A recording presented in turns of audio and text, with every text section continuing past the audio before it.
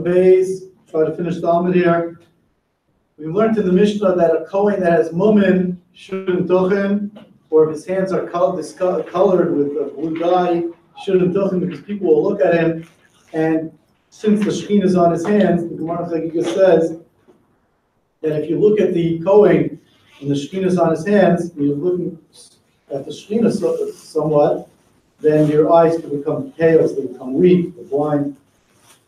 So then says the Gemara, Tana, we learned in the Brayso, moment Shamru, the moment that we spoke about that you're not allowed to look at is not only on the hands, because you look at the hands, it's even B'fanav Yad Baragel. It's whether it's on the face, his hands, and his feet, because even if he has something wrong with his face or his feet, he's going to end up starting looking at that, and then he'll end up winding up looking at the hands, and then the Shekhinah will be there. I'm Rabbi Shua Levi. Yada bo'akanios, his hands are spotted, also some sort of something that looks strange. Lo yises kapo, you shouldn't duch him for the same reason. Tani Nami. We also learned this in Brayso. Yada bo'akanios, if his hands were spotted, lo yises kapo, you shouldn't duch him. Akumos, says Rashi, what's akumos? If his hands were bent over, forward, like in a strange looking way, that it looks strange, or akushos, Rashi says, if it was bent sideways, lo yises kappa, for the same reason, people will look at it, you shouldn't go. Rabasi, Haifani, lo yises kappa. Someone from Haifa should not what? Should not duchen. And you're going to see why. A person from Haifa shouldn't duchen. Tani Nami, we also learned in the Brayso, Imoridim Fanatei V'Lanchi Beishan V'Lanchi Beischai V'Lanchi Tevunim. People from Beishan, from Haifa, or Tevunim shouldn't duchen. Why? Because Akiva, Nesha Korin La'alfin Ayin, La'ayin Al Alfin. They've switched the Ayin and the Aleph. Now we, Ashkenazim, don't really know the difference, but some Sephardim still do, where they have the Ayin is more in the throat, an Ayin of some sort. So the people from these towns, they used to make the Aleph sound an Ayin, and the Ayin sound an Aleph. We for sure do an ayin and aleph, that's for sure. But what happens is, the main problem is making the aleph and ayin. Why? It says, the Kohanim say, Ya'er Hashem, Panav Elecha. Hashem should illuminate his countenance toward you. But if you do ayin, Ya'er, however they do it, however we're supposed to do it, Ya'er, he'll pour Panav, his wrath, his upsetness on you. So then, we don't want the Kohen saying Hashem's going to pour his wrath on us. So therefore, they shouldn't duchen. It's interesting that the Gemara, that's how Rashi says. He says, it's interesting though that the Gemara says that they call the Alf and Ayin and Ulayin and Alf. But this, for our sake, it doesn't matter that they call, it only matters that they make an Alf and Ayin. The fact they make an Ayin and Alf doesn't really matter. Rashi just says one more point that they might ask on the Daf Hashavua test, that it says in Brachas that also the family of Rabbi Eliezer would also do the Alfin and Ayin and the Lion and Alfin. So why didn't they mention him? They only mentioned the people from Haifa. So he says because he didn't sound it out differently. He just used to darshan. When there was an Aleph, he would darshan the word not only with the Aleph as an Ayin and the Ayin as an Aleph in his learning, but not in his pronunciation in the Tefillah. Amalei Rab Chia Rab Shimon. Rab Chia said to Rab Shimon Bar Rebbe. Listen to this back and forth. But we're 1, 2, 3, 4, 5, 6, 7, 8, 9 lines up from the next Mishnah, which is the middle Mishnah on the other. Amalei Rab Chia Rab Shimon Bar Rebbe. Rab Chia said to Rab Shimon Bar Rebbe, Ilmolei ata Levi, if you would be a Levi, pasal atam and aduchen, you would be pasal from duchening, singing shira in the Beis Hamikdash on the platform. Mishum the avi kalach, your voice is very thick. Your voice is thick and it's not melodious enough. It won't mesh. It won't mix with the other Levium. So the Avi called Asa. So when he told Rab Shimon Bar Rebbe that Asa, Rab Shimon Bar Rebbe came. Amar Le Lavu. He told his father Rebbe what happened. What Rab Chia said to him. Amar Le, his father Rebbe said back. Said, go tell Rab Chia. Zil Emalei. Go tell him. Tell Rab Chia back. I'm just going to give you that up. Rab Chia used to, instead of saying a ches, he would say a hey. So there's a pasuk that says v'chikisi l'Hashem, I hope to Hashem. But if you read it with a hey, chikisi, what's it going to be? Hikisi. I hit Hashem. So when Reb Chia said to Reb Shimon Bar Rebbe, if you were a Levi, you wouldn't make the cut. So he said back to him, tell him, Rebbe said, go tell him that when he gets to the pasuk of B'chikisi Hashem, lo nimtzas machar megadev, won't we find someone a blasphemer of Hashem? Someone that's cursing out of someone that says he's going to hit Hashem. The Mepharshim speak out what the back and forth is. It's not as shallow as it might sound. Amar Avuna, Zavalgan, someone that tears very, just his eyes tear with a lot of tears. Lo yises kavav yishun tochen, because people are going to stare at him. Frankly, there was a certain person living in the town of Ravuna. He used to duchen with such a problem. And he was someone that was very prevalent in the community, and people knew him well, so that they got used to it. We also learned this in right? When people are used to something. So where I live, there's a shul that sometimes at davening where there's a young person that screams. He's not well, and he just screams like he's not with it. It's all in his mind. So they say that he's screaming because he sees malach by davening, but whatever the reason is, he screams the whole davening. And I come in and I can't concentrate that well. But everyone from the shul, they don't even notice it because they're used to it. So that means dash be'ira. People are used to it. Tani Namiyach, we also went into the vices of Algam, he says, fun of someone that tears a lot, streams with tears, shouldn't be talking about my dash be'ira, but if he's someone that's dash be'ira, dash means to step. If he's prevalent, if he's in the community, mutter it's mutter. If someone's a summa in one of his eyes, he says, because it looks, his face could be a little strange looking with one eye like that, one eye not. I practiced Gemara about who David Shusha Rabbi Yochanan. There was someone in the town of Rabbi Yochanan in the settlement of Rabbi Yochanan that Aviparis Yadeh. He was blind in one eye and he used to duchen. And so Gemara who Dash Biro.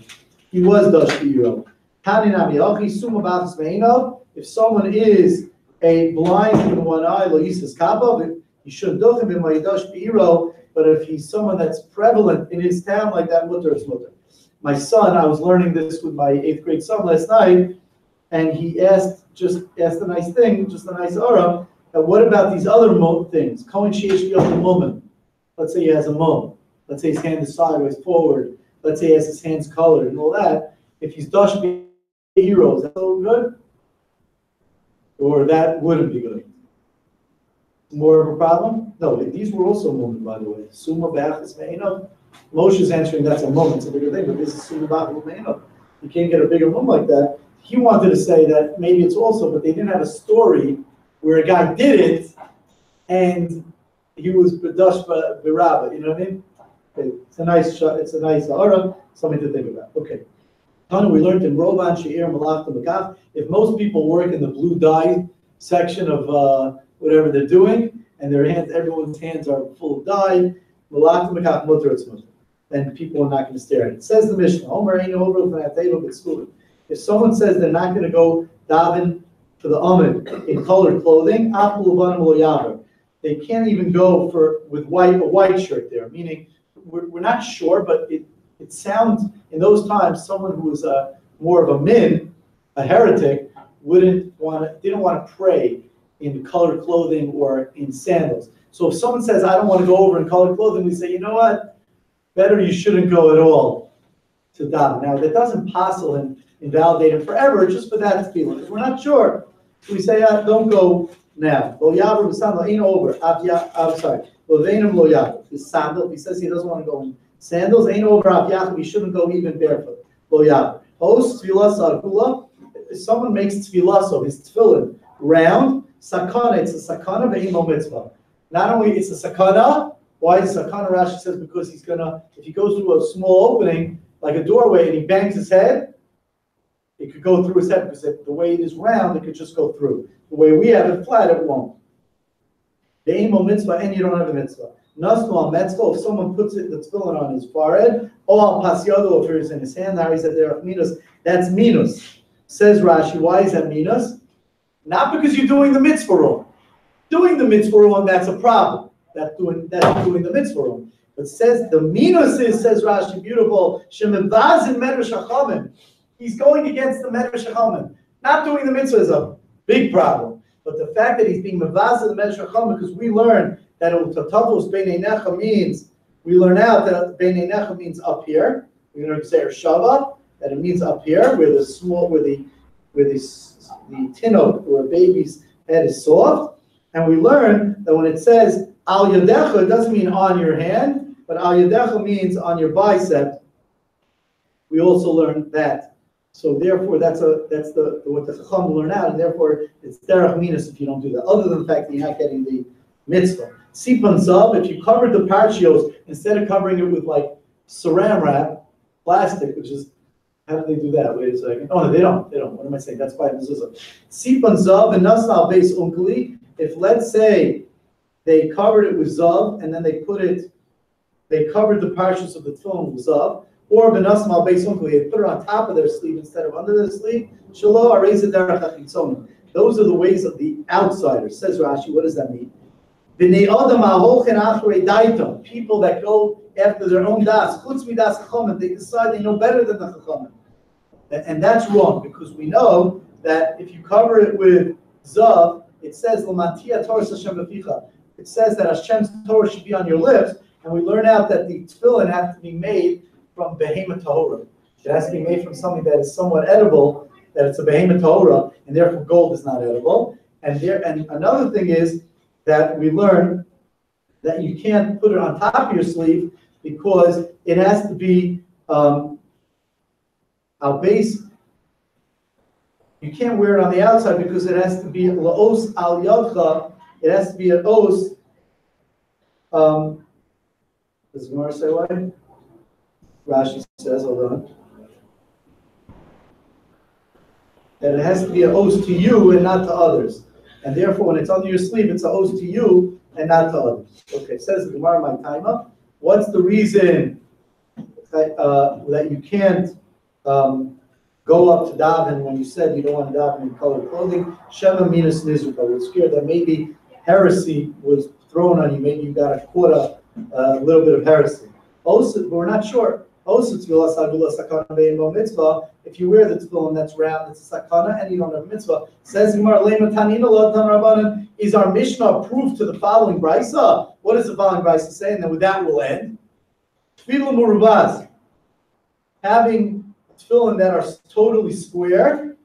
Halacha Moshe Sinai. It's halacha Moshe Sinai. But Amar Rabba, and Rabba says the tifran. You have to make sure you're careful with the stitches, not to pull too tight, because if you pull the stitches of the tefillin too tight, you're going to curl it up, and then it won't be perfectly square. And the way you check it is that you have to make sure that if you have something square, so Chazal say that if you have something square, then the alachsonim, the diagonal part of it, of the square, will be 1 2/5 of the outside. And therefore, that's the way you have to make sure that it's going to be square. So therefore, is that a raya? Our Mishnah also says that if you wear tefillin that are round, it's not kosher. So is that a proof to this price that says it's square, that you need to have it square? Says Gemara, Rav Papa, no. Maybe our Mishnah holds that it doesn't have to be square. But the Mishnah is more worried when it's perfectly round, kiamguza, like a nut, says Rashi, agulos egos, that it's perfectly round, then it could penetrate your head when you bump into something.